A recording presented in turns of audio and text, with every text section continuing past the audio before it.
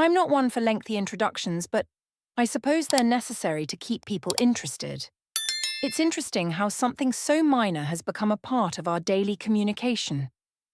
Everyone expects you to lead them somewhere, even before you've truly begun. Anyway, let me introduce myself. I'm Sarah, 47, a bit older than I care to admit, but still feeling youthful at heart. My husband Tom and I have been married for 22 years. We've built a quiet, simple, and comfortable life together. He's a history professor at the local university, teaching students who seem eager to change the world before they fully grasp it. I was relaxing on our porch one evening, enjoying a cup of tea and the soft rustling of the leaves, when Tom approached, looking more preoccupied than usual. "Hey, Sarah," he called out, a half smile on his lips. He was trying to hide something, and I could always tell when he was doing that. Tom wasn't one to keep secrets, but occasionally, he'd bring home something he thought was better kept to himself. "Is everything okay?" I asked, not looking up from the delicate porcelain cup in my hands. "Yeah, fine. Just something unusual happened today," he said, running his hand through his greying hair as he paced. One of my students said something unexpected, and it caught me off guard. Tom wasn't easily surprised. He had a way of calming even the rowdiest classrooms, but this had left him uneasy. "Do you want to talk about it?" I asked, setting my cup down to give him my full attention. I could tell something was bothering him, and for him to come to me with it, it had to be significant. Tom hesitated, the words hanging in the air. "You're going to think I'm being silly, but it just feels strange. It's not something I ever thought I'd hear from a student." The way he said it piqued my curiosity. I set the cup down a bit too forcefully, and he chuckled nervously.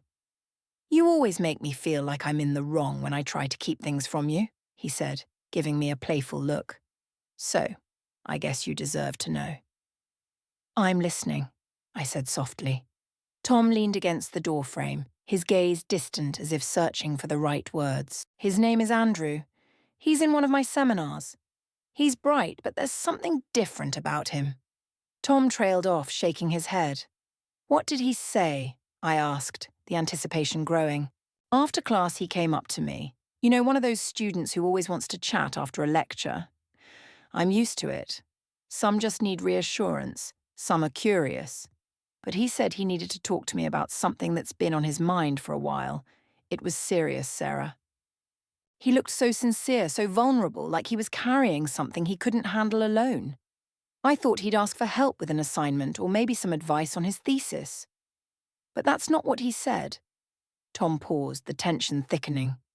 He said he was physically attracted to me. I blinked, trying to process his words. My mind struggled to grasp the weight of them. Tom wasn't the type to entertain such ideas, let alone consider that something like this might happen. "I just froze," Tom continued. "I didn't know what to say. I didn't want to make him uncomfortable, but I also couldn't ignore what he'd said." I sat back, my mind racing. The wind gently brushed through the trees, but everything around me felt still. My thoughts kept returning to Andrew's confession. It was strange, unsettling. But I also felt a hint of curiosity. Was it just a slip of the tongue? I asked cautiously. Tom shook his head slowly. No, it wasn't a mistake, he meant it. And it wasn't just the words. There was something in his eyes, like he thought I'd understand. That's what got me. Like he was looking for something more than just a casual comment. I sat in silence, the words echoing in my head.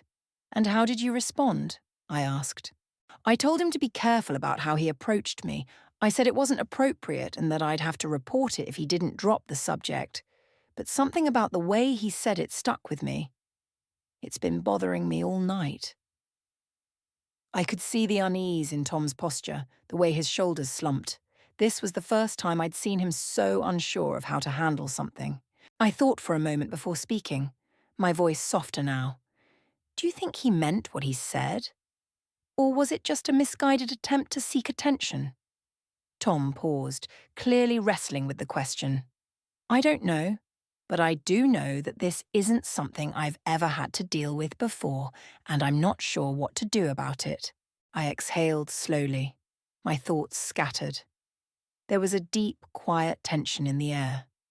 I knew Tom well enough to understand that something about Andrew's words had affected him more than he was letting on. "I think we need to talk about this more," I began slowly. "It seems like you're trying to make sense of it, but there's a lot more to it than just Andrew's feelings. Maybe we should figure out what's really going on here, what this is all about." Tom's eyes met mine, and for the first time that evening, I saw a glimmer of relief. "Yeah, I think you're right. I need to understand it better too." The night was still young, but I knew that whatever happened next, things would be different. Tom and I sat together on the porch, the silence filled with unspoken thoughts. I could tell that what Andrew had said was gnawing at Tom more than he let on. I didn't want to press him too much, but I felt we needed to unpack this, not just for Tom's peace of mind, but for ours as a couple. "It's a lot to process," I said softly. "But maybe there's more to this than just a student crossing a line. There are all sorts of dynamics at play, right? Power, vulnerability, desire." Tom nodded slowly, his eyes distant as he stared into the darkened garden. The moonlight bathed everything in a soft silver glow, but I could feel the weight of the conversation looming between us. "It's strange," he murmured. "Andrew, he's not the type to make comments like that, at least not publicly. He's always been quiet, reserved. But then there was that moment when he said it. It felt almost like he was trying to reach me in some way. Maybe he's been struggling with something inside and you're just the person who's closest to him," I suggested. "You've been his professor for months now. You've built a rapport. Sometimes people just gravitate toward those they trust, even if they don't fully understand what they're feeling." Tom exhaled a long, tired breath. "I don't know if I can just brush it off. I feel like I should have said something else. Something that made it clear I wasn't okay with it, but I didn't. And now it's lingering." I placed a hand on his, feeling the tension in his grip. "It's okay, Tom. It's a lot to deal with, and maybe you didn't have all the answers right away, but what matters now is how we handle it moving forward." His gaze met mine, and for the first time that evening, I saw him really look at me. Not just as his wife, but as the one person he trusted enough to help him make sense of this mess. "We'll figure this out together," I said softly. The weight in his shoulders seemed to lift just a little bit, but it was clear the situation wasn't finished. If anything, it had only just begun to unfold. Begun. What Andrew had confessed wasn't just about him. It was about how it would affect Tom, our marriage, and the boundaries we had worked so hard to establish in our lives. The next few days were a blur. Tom went to work, but his mind seemed elsewhere, always preoccupied with Andrew's words. I could tell he was trying to push them away, bury them, but they kept creeping into his thoughts at the strangest moments. One evening, as I was preparing dinner, I overheard him on the phone with one of his colleagues from the university. I couldn't make out the whole conversation, but I did catch snippets that made my stomach twist. Words like boundaries, appropriate conduct, and potential consequences. It was clear he was grappling with what had happened, but he still wasn't sure how to address it directly with Andrew, or even if he should. That night after dinner, we sat down in the living room, the soft glow of the lamp casting a gentle light over everything. Tom seemed more on edge than usual, shifting in his seat, unable to find a comfortable position. "Have you decided what you're going to do?" I asked, my voice steady but concerned. He looked at me, his face creased with worry. "I'm not sure. I'm still processing it. I know I should talk to Andrew, but I don't want to make things worse. He's a smart kid, but he doesn't fully understand the dynamics here. It's not just about attraction. It's about power, authority, and how easy it is for something that starts small to spiral out of control." I nodded, understanding the weight of his dilemma. "It's a tricky situation, but I know you'll handle it the right way. You've always been good at setting boundaries with students." Tom sighed, his eyes reflecting a sadness I hadn't seen in them before. "I hope so. But part of me wonders if I missed something. I wonder if I could have done more to prevent this from happening in the first place." The vulnerability in his voice tugged at my heart. I reached over, placing a hand on his, offering comfort without words. You're only human, Tom, I said softly. You're doing your best. He smiled faintly, squeezing my hand in return. I don't want to let this affect us. I don't want to let it come between us. I could see how much he cared about that. Our marriage, our life together, it meant everything to him. But in that moment, I realized that we were both caught in a delicate dance. One misstep, and things could fall apart. The next day, Tom called Andrew into his office. I couldn't help but wonder what would happen in that meeting. What would Andrew say? And how would Tom respond? When Tom came home later that afternoon, he was quiet. Too quiet. Did you talk to him? I asked, trying to keep my voice light, but there was a knot in my stomach. He nodded, sitting down slowly at the kitchen table. I did. I told him that it wasn't appropriate, that he needed to understand the boundaries between a professor and his students. He seemed to get it, but I don't know. Sarah, there's still something off about it, like he was hiding something. I could see the frustration in his face. What do you mean? What do you think he's hiding? I don't know. But I don't think this is over. Not by a long shot. It had been a few days since Tom's conversation with Andrew, and I could feel the tension lingering in the house like a thick fog. Tom was quieter than usual, his mind clearly preoccupied with the encounter. I hadn't heard the details of their conversation, but I knew that whatever happened in that office had left a lasting mark on him. That evening after dinner, we were sitting in the living room together, the warmth of the fire crackling softly in the background. The glow from the flames painted the room in shades of amber, but even the comforting atmosphere of the fire couldn't erase the unease that had settled between us. Sarah, Tom said, his voice low, almost hesitant. There's something else. Something I didn't tell you about the conversation with Andrew. I turned to face him, the soft clink of the ice cubes in my glass barely audible as I set it down. What do you mean? I asked, my heart suddenly racing. I'd been expecting this moment, though I wasn't sure what to expect exactly. Tom shifted in his seat, his gaze avoiding mine for a moment. After I told him that it wasn't appropriate, he started to open up. He said something that really threw me off. I leaned forward, my concern growing. What did he say? Tom hesitated as though weighing whether he should even share the details with me. Finally he spoke, his voice barely a whisper. He said, "It's not just about you, Professor. It's about us. About how you make me feel like I'm someone who matters. I never had that from anyone before." I let out a slow breath, trying to process the weight of his words. "And how did you respond?" Tom looked up at me, the guilt and confusion still evident in his eyes. I told him that it was important to keep boundaries. But the thing is, I didn't know how to handle the fact that he was sharing something so personal with me. It was like he was asking for validation, something that I never expected to come from a student. I stayed silent for a long moment, the firelight flickering across Tom's face as I absorbed everything he was saying. There was something unsettling about Andrew's words, something that made the whole situation feel deeper than just an inappropriate comment. "But why would he say that to you?" I asked, trying to make sense of it. "It's not just about the physical attraction, is it? He's clearly reaching for something more." Tom nodded slowly, his fingers tapping rhythmically against the arm of the chair. "I think it's about more than just the attraction. Sarah, I think he's looking for a connection. Maybe he's never had someone make him feel seen like you said. But that's not something I can give him, not in the way he wants." I could see the conflict in his eyes, the way he was torn between his natural instinct to help and the understanding that he had to maintain his professional boundaries. It wasn't easy for him to turn away someone who was reaching out in such an earnest way. "Tom, you're not responsible for how he feels," I said softly, though I could tell that Tom wasn't convinced by that logic. "He needs to figure that out on his own just like everyone else does." Tom gave a small sigh. "I know, but I can't help but feel like I've let him down somehow. I never expected to be put in a position like this." "Neither of us did," I agreed. "But you're doing the right thing by keeping things professional. That's the most important thing."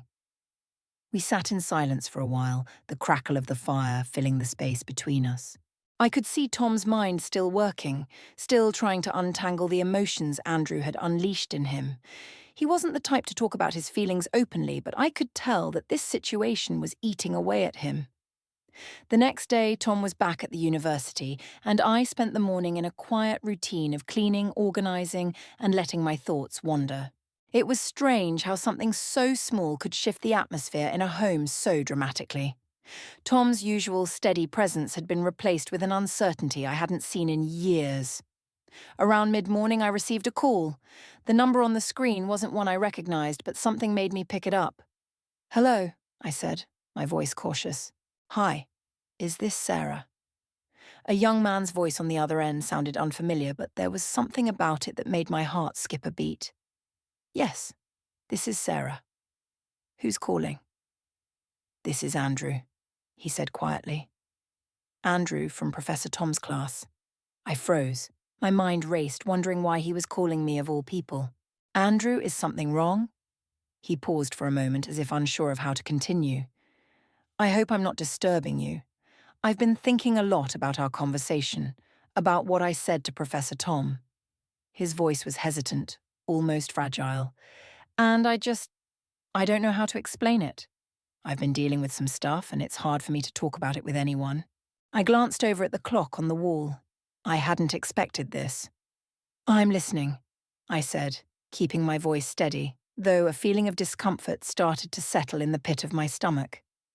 "I didn't mean to make him feel uncomfortable," Andrew continued. I think I've been looking for validation, for someone to show me that I matter, that I'm not invisible. And Professor Tom, he's always been so understanding. He's one of the few people who has really made me feel like I matter. It wasn't just about being attracted to him, it's about the way he listens to me." I felt a cold shiver run down my spine as I listened. It wasn't just about attraction, it was something much more complicated, much deeper.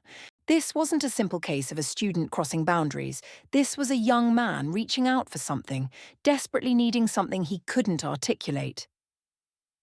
"Andrew," I said, my voice softening, "I think you need to talk to someone about what you're feeling.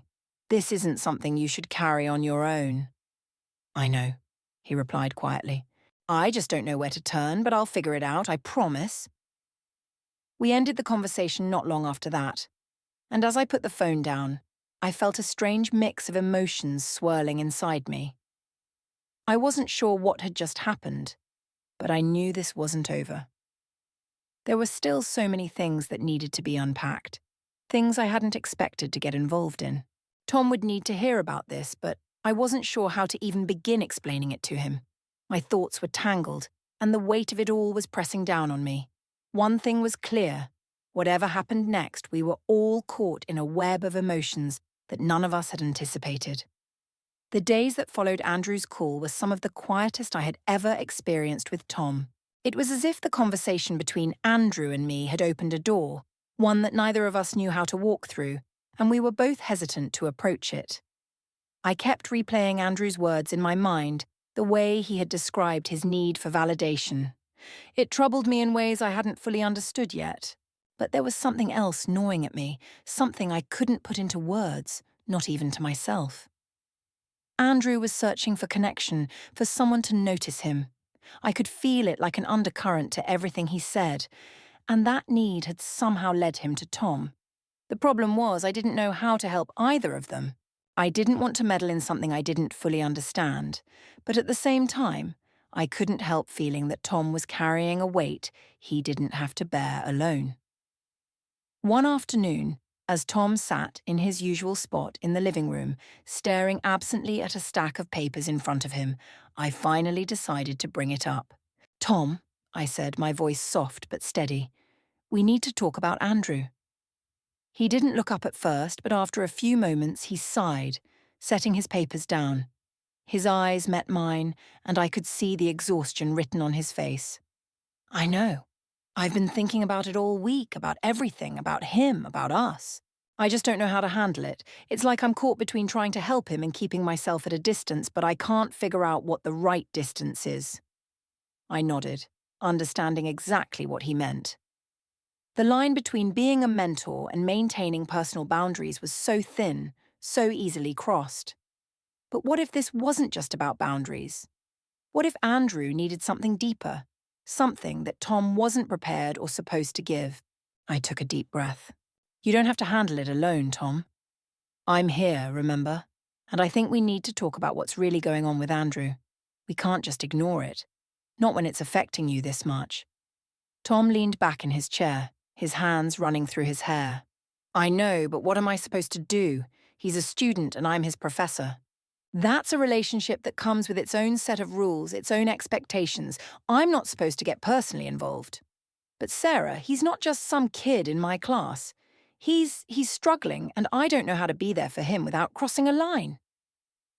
I could see the conflict in his eyes, the guilt, the uncertainty. Tom had always been the kind of man who wanted to fix things, to help people. But he was also the kind of man who never wanted to make anyone uncomfortable, especially not when it came to something as complicated as this. I think, I said slowly, maybe this is one of those times when you have to acknowledge that you can't fix everything. You can listen and you can offer guidance, but you can't be everything to him. It's not about being his counselor or his friend. It's about drawing clear lines so that he understands where the help stops. Tom looked at me, his gaze softening.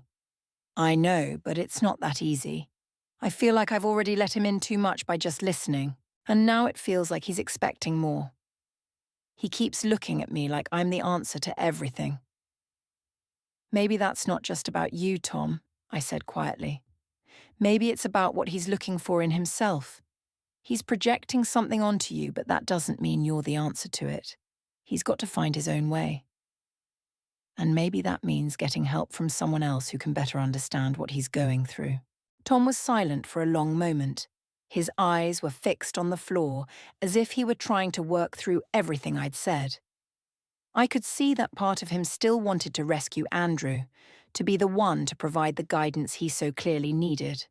But I also knew that Tom's kindness, his desire to help, could be his downfall in situations like this. I just want to do the right thing, he said finally, his voice quiet and heavy with the weight of responsibility. You are doing the right thing, I reassured him, reaching out to take his hand, by acknowledging that it's not just about you, but about Andrew and his own struggles. You're respecting the boundaries that need to be in place and you're being honest with him. That's what matters. Tom met my eyes then, his expression softening as he squeezed my hand. You're right. I guess I've just been afraid of doing something that might hurt him. I leaned forward and kissed him gently on the cheek. I know you've always wanted to help, Tom, but you can't carry this alone, and you don't have to. We'll figure it out together. The next morning, after a sleepless night of tossing and turning, Tom made a decision. He called the university counselor, someone he trusted, someone who specialized in student mental health, and explained the situation. He was careful, respectful of Andrew's privacy, but he made it clear that Andrew needed more help than Tom could provide as a professor. The counselor assured Tom that they would handle it delicately and that Andrew would be directed to the proper resources. Tom didn't like the idea of passing Andrew off to someone else, but it was the right thing to do. The counselor also offered to meet with Tom to talk through what had happened to make sure he wasn't shouldering too much of the emotional burden alone. That afternoon, Tom sat down with me after his meeting with the counselor. I think I did the right thing, he said quietly, his voice still uncertain but a little more at peace. I don't know what will happen with Andrew, but at least now he's getting the professional help he needs. I'm proud of you, I said, my voice full of warmth. It was the hardest thing to do, but you did it, because you knew it was what was best for him. And for you, Tom smiled, and for the first time in days, I saw that spark in his eyes again. It's been a tough few weeks, but I think we're getting through it together. And just like that, I realized that the hardest part of this whole situation hadn't been Andrew's confession, or even Tom's struggle to figure out how to respond. It had been the realization that sometimes, even when you can't solve someone else's problems, you can still be there for them in a way that matters. You can offer understanding, respect, and the strength to let them walk their own path. For the first time in what felt like a long time, I could breathe again.